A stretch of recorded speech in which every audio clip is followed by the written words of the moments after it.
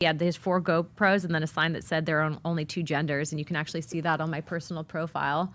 Yeah, so when I first met him, 2018, Turning Point was a small organization. I remember the first Young Latino Leadership Summit that we did.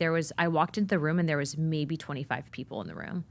And Charlie would walk around. I remember traveling with him, and he was kind of, this young kid, and he didn't have the nice suits yet, but he had the passion for it. So he was out there kind of just doing his thing. But I mean, the first conferences were maybe a couple hundred people, and then it exploded. But I would travel with him. I remember the first cabling session that we did was actually at a university in Portland, Oregon, and he just pulled out the tail. He had his 4 GoPros and then a sign that said there are only 2 genders, and you can actually see that on my personal profile.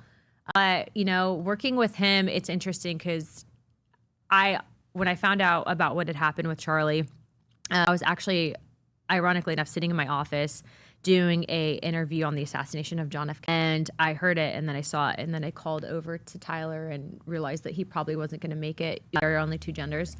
But the whole thing, with him is that he had this ability to read things, and I swear he had a visual memory to where he could just regurgitate it. But he was like brilliant, right? So I think he was going to run for president. I think Erica had mentioned that, if he were to run for office one day, I think that he was definitely projected to. He had an eye for talent. He would help elevate people. He was really smart. He always had tips. Like I remember even when I was campaigning with him and JD Vance, he was actually backstage, and he's like, you should really try, using this word instead. And I took his advice because he was usually right. And it worked, of course.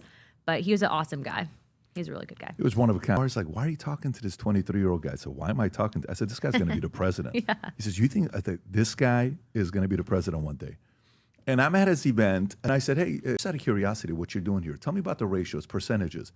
I said, how many people here? I noticed I walked around, there's about 1,000 people here. I didn't see any blacks. I didn't see any Hispanics. I didn't see anybody else. Everybody's white. He says, you know what? Maybe that's something we should work on. And he did it.